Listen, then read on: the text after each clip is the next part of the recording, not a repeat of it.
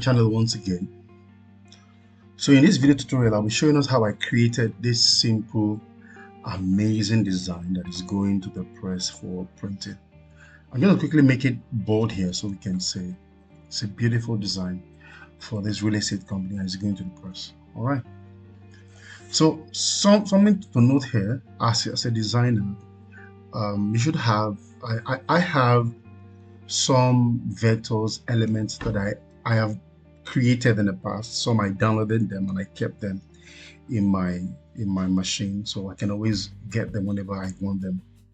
All right, and there's some pictures I downloaded. All right, so let's go ahead and start to see how I designed it. So I'm going to quickly go create a new, create a new page. I'm going to delete this and I'll create a new one quickly. Just click on this plus icon to create a new page within the same document. Just click on the plus icon, a new page is created. I'll go to my toolbox and I'll grab my rectangle tool. I'll just draw a regular rectangle, and that's the size. I'll press P on my keyboard to put that to the middle of my page, and now I'll go size it. The size is 133 by 176. I'll click 133 by 176. 133, I think there's 0.8 there, by 176.1. I'll press enter on my keyboard and I have that. Okay, I missed the size. Let's see. 133.8 by 176.1. This 133.8. 133.8 by 176.1. And that's the size. So I have the size of the simple flag. I'm going to zoom in here. Now I'm going to delete these guidelines because I want to create them. So because I'm designing for the press, I take my margin seriously. All right. So all of my design will be between a particular margin. So let's go and create it so you can understand what I'm talking about. I'll grab my rectangle tool again. I'll just hold down this time my control and then I'll click and drag to create a perfect square. I'll bring that. I'm going to make this square. I'm going to make it 5 by 5 millimeter. 5 by 5. Enter, and that is the size. So this will be the size of my margin. With the margin selected, I hold my shift and select my main box, the box that I created. I'll press L on my keyboard. That will align it to the left together with my main box. I'll press T to align that to the top. So now I'm going to zoom in and drag my guideline and just put it at the edge of that box. Edge of the box, and the same thing with the same small square selected. I hold my shift and press this, select this one again. I'll press B on my keyboard to align to the bottom and arrow to align to the right. I'm going to create another margin here now, zooming so we can see the margin really well. Grab the margin, grab another margin, and I'll place that here. Now I'll delete the box out. Now if you look at what we've done now, effectively we have created a margin where after our design there's a margin where the trimming can be done and it won't touch our initial work. All right, so let's go on. So looking at the design here, you see there is I have this picture. That's one thing I have this picture, and I have this cloud that I used here. I think those are the main things that I got, and then some of these elements that are here. All right, so let's see how I got this. So for these I use blue, and I faded it from blue, white to blue. Let's see how that's done. I'm going to click on this, select this, and I'm going to make this blue.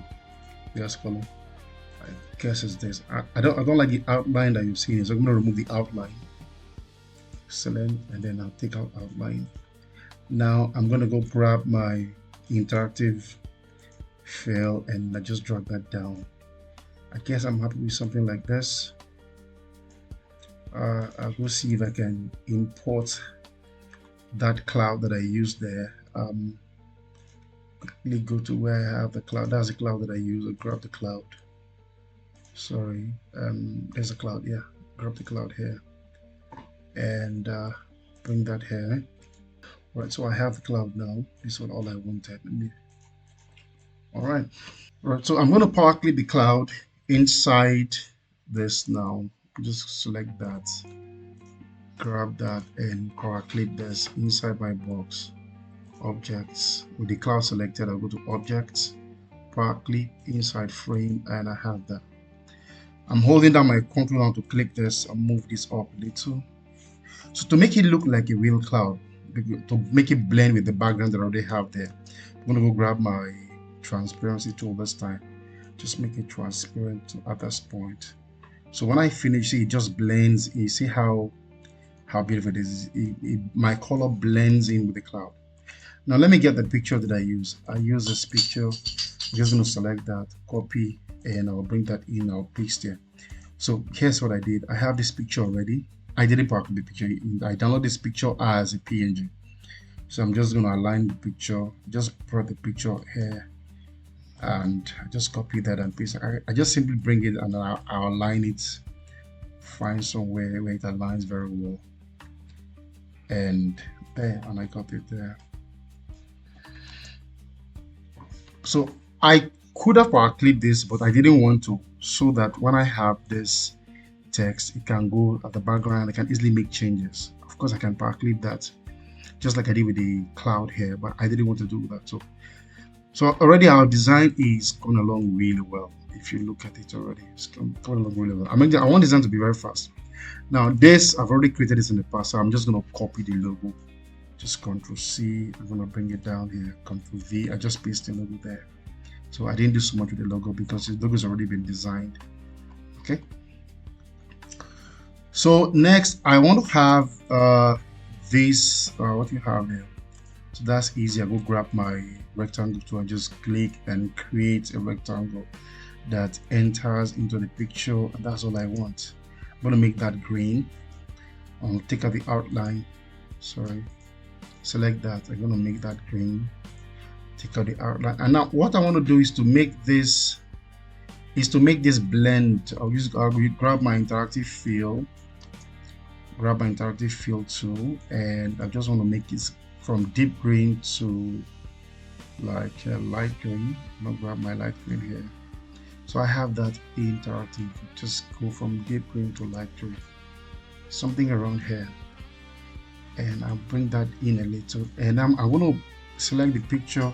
Now I'll do Control Home to bring it upward while that green just goes down. Okay, that's what I'm going to do. Now this is beautiful. I have this now. Next, now these you can create, but I don't want this video to be so long, so I don't want to create this now. I'm just going to grab this because I've already created it already. Copy this, and I want to paste that here.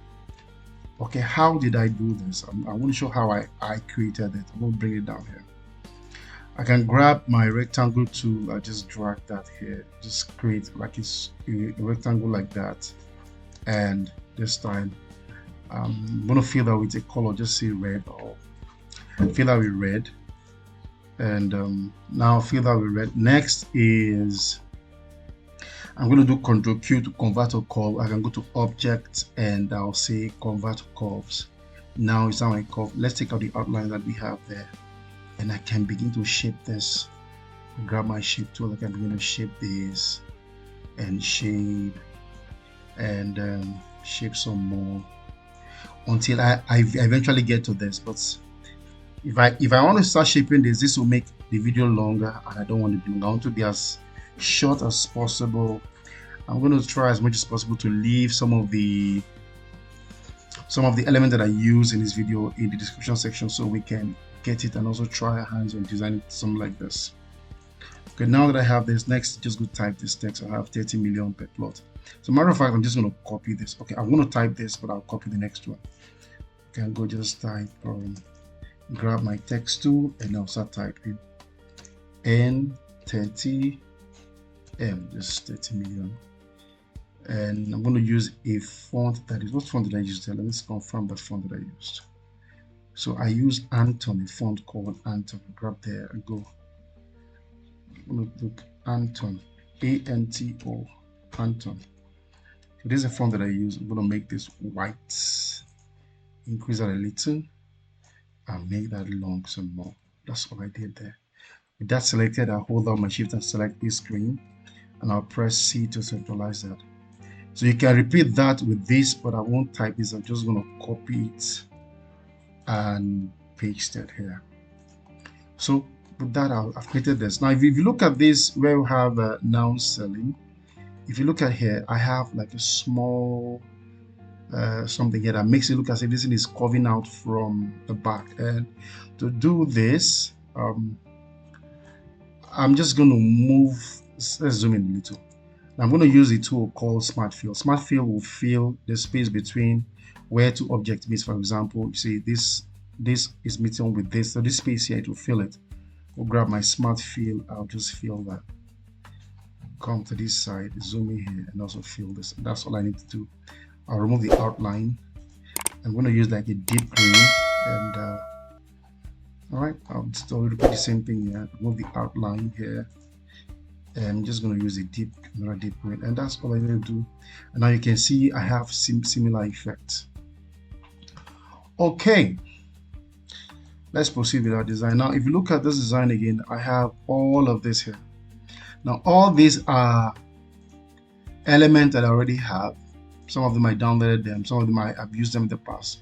So I'm not going to retype all of this because I already have them. So what I'll do, just copy and paste. Now for this thing, I already created this in the past. Maybe I'll do a video to show how we create something like this. But for the most part, you can download some of these vectors online. So what I did is to download this particular one. It's a vector I downloaded. So I'm just going to copy everything here that I downloaded. Copy this and come here, and I'll paste it. Now I'll paste it such that you'll notice that it doesn't cross this guideline. So during the trimming process, when they trim here, my text is fine. All of these features are fine.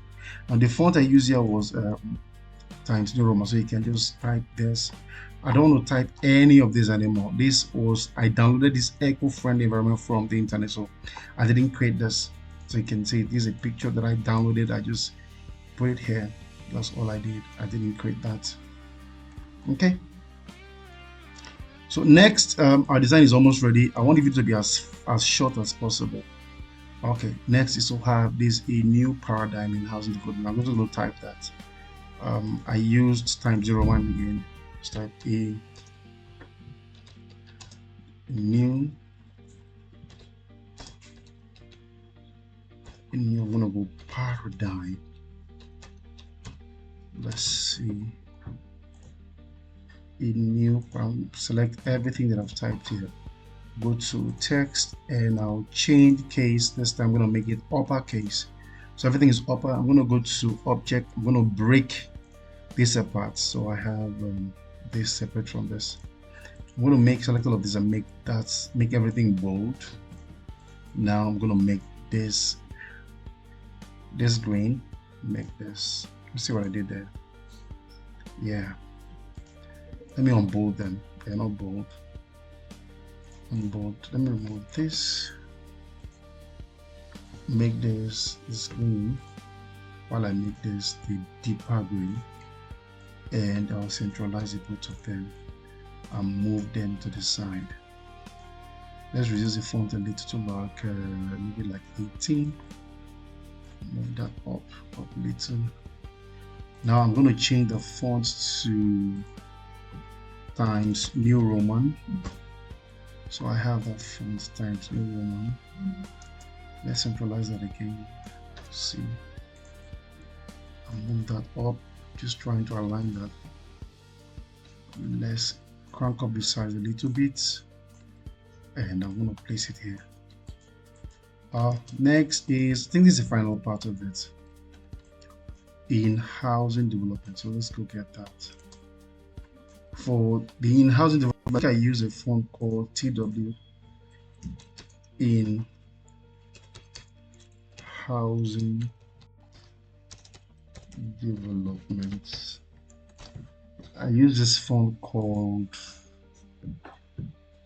TW cents, and I'm going to reduce the font size to 12. I'll put that here, and let's centralize this. Now I can go ahead and recreate everything that I did here, and it's so simple. Just to go grab your box, create this. Okay, and I'm gonna fill that with green and make it yellow.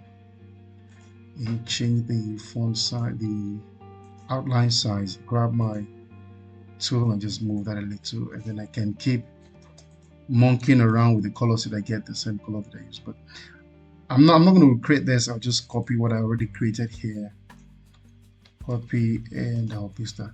Use it like this. But that's how it's created. Now, if I want to recreate everything that I did, this video will be so long. But I'm going to show you how I created this, so that you can also recreate your own. And that's quite simple. Now, this logo was gotten online. I already had this logo. So I downloaded part of it online, like to recreate this logo. For this, I use the same font. I just type this, and then once you've done that, you can go create a triangle and just duplicate them. That's easy. Go grab your polygon tool and make it a three-sided polygon. You change it to 3. So when you draw, you have a triangle, and then you can put them side by side, and you've created that. We make the other one bigger, and then I can then change the color. Fill one with green, and then the other one with the yellow. Just grab these, make it yellow, and select everything, remove the outline, and then now I can just mirror this like this, and that's it. Then I can move this in a little, select everything, just increase it. You can just adjust until you get what you're looking for, and then grab that and place that there. That's how that's done. I don't want to create this. So technically we can see I've just recreated the same design that we have here in a very short time. Now there's a difference here. Look at this. There's something else. This icon was gotten online. I didn't have to create this. All right. So as a designer, you should have a lot of these vectors that you use regularly to create design. You should have them handy. So whenever you want to design, you can always refer and import them and reuse them. If not, every design you do is going to be taking a long time, because you have to create every new single element you want to create. So I hope this helps. If you have any question, please ask me in the comment section, or you can send me a direct message. I will take my time to respond to you. All right. So you can share this video with your friends, people who are into designing for designing for the printing press. You can share this with them, comment and like. All right. So I'll see you next week in my next video. Bye.